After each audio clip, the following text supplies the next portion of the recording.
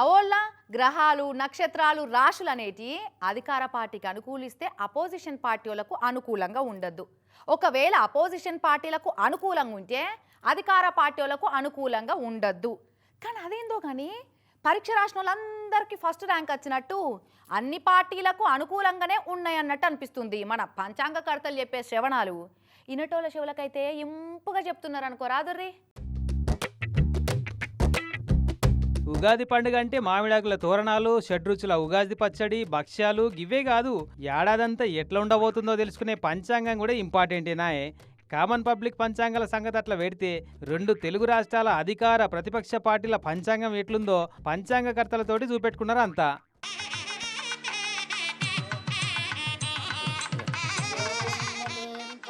ఉగాది పండుగ అంటే ఉభయ కుశలోపరి అన్నట్టు చెప్తుంటారు కదా పండితులు పంచాంగ శ్రవణాలను. ఇక అటనే అనిపించింది ఈ తాప కూడా. అటు ఆంధ్రాల ఇటు తెలంగాణలో ఎప్పటి లెక్కనే అధికార ప్రతిపక్ష పార్టీల పంచాంగ శ్రవణాల ప్రోగ్రాంలు పెట్టుకున్నారే ఇక్కడ వాళ్ళు అక్కడ. మొదలు తెలంగాణ బీజేపీ పార్టీ వాళ్ళ పంచాంగ శ్రవణం కాడ చూస్తే కేంద్ర మంత్రి కిషన్ రెడ్డి సార్ ఆధ్వర్యంలో పట్నం పార్టీ ఆఫీసులో పంచాంగ శ్రవణం పెట్టిరు. షష్టగ్రహ కూటమి షడ్గ్రహ కూటమి ఏర్పడితే ఈ భూమండలం రక్తంతో కానీ నీటితో కానీ తడుస్తుంది అని జ్యోతిషం చెబుతుంది. జలేనవా వర్షాలు కురిసి సస్యశ్యామలంగా పాడి పంటలతో ప్రతి గ్రామం విలసిల్లుతుంది.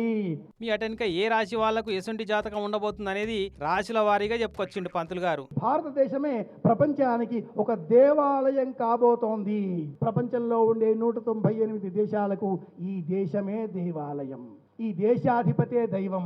ఇక అటు తెలంగాణ భవన్లో పెట్టిన పంచాంగ శ్రవణంలో పంతులు గారికి ఇట్లా చెప్పుకొచ్చిండు. మన రాజు, మన తెలంగాణ రాజు అయినటువంటి రేవంత్ రెడ్డి గారిది కన్యా రాశి. రాజులకు అన్యోన్య వైరం ఉంటుందని పంచాంగం చెప్తున్నటువంటి అంశం.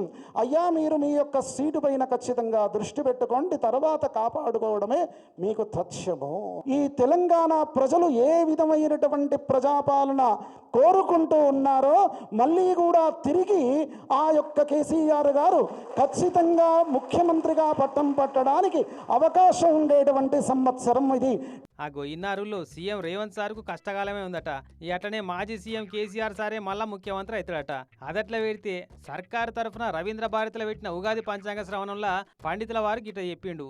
ఆ విష్ణు భగవానుడి యొక్క నామముతో వచ్చినటువంటి సంవత్సరమే విశ్వావసునామ సంవత్సరం.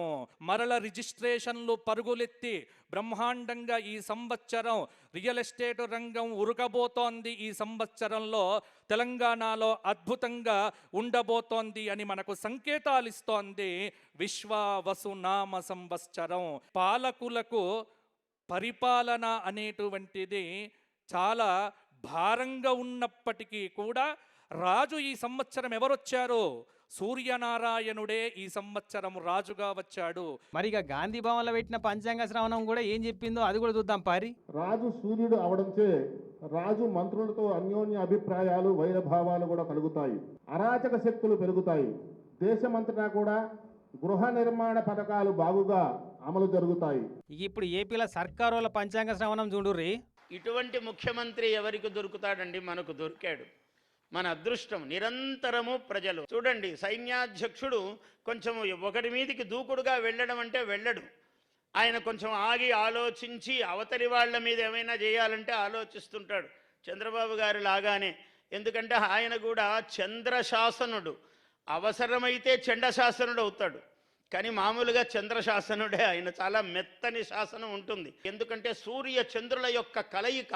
రాజు, మంత్రి, మొత్తము నవనాయకులలో 4 శుభులు, 5 మంది కొంచెం అటు ఇటు ఉన్నారు. అంటే బాగా కష్టపడమని సూచన చేస్తున్నారు గ్రహాలన్నీ కూడా. ఇక తాడేపల్లిలో వైసీపీ పార్టీ వాళ్ళు పెట్టిన పంచాంగ శ్రవణం కాడ పండితుల వారు ఏం చెప్పిండంటే, సహజమైనటువంటి సౌజన్యంతో జాతిని నూతన చైతన్యం చేసినటువంటి మహనీయుడు చిన్న వయస్సులోనే జగన్మోహన్ రెడ్డి గారు. సింహమైన గుహలో కూర్చొని నేను సింహాన్ని అంటే ఆహారం దొరకదు, బయటికి రావాలి, గర్జించాలి, కేసరి నిజకర నఖర విదారిత హస్తి మస్త మస్తిష్కమును చీల్చాలి, శత్రువులు చెండాడాలి, తన యొక్క పరాక్రమం ఏంటో చూపించాలి. అలా చూపించగలిగినటువంటి వాడు, ధైర్యం కలిగినటువంటి వాడు మన జగన్మోహన్ రెడ్డి గారు. ఇక ఇట్లా నొప్పించక తానొవ్వక అన్నట్టు ఏ పార్టీలు పెట్టిన పంచాంగంలో వాళ్ళకి అనుకూలంగా గ్రహాలు అనుగ్రహిస్తాయన్నట్టు చెప్పుకొచ్చిరు పండితులు. చూడాలి మరి ఈ విశ్వావసునామ సంవత్సరంలో ఎవరి గ్రహ బలాలు ఎట్లా పనిచేస్తాయో, ఎవరి రాశులు ఎసుంటి చరిత్ర రాస్తాయన్న సంగతి.